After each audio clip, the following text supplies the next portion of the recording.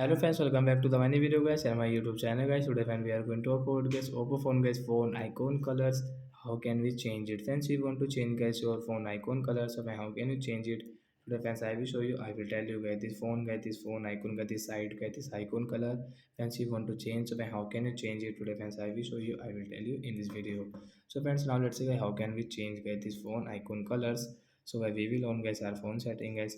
After on phone setting guys, you can see guys this personal station setting and we will tap here guys, and friends you can see guys this color setting and we will tap here. So friends you can change guys this color from here, and friends you want to change it to get this warm color, pink color, so as you can change from here. So guys we will change into get this yellow one and I will apply for here. So friends you can see get this phone get this side get this icon color will change, and when this also phone color will change it.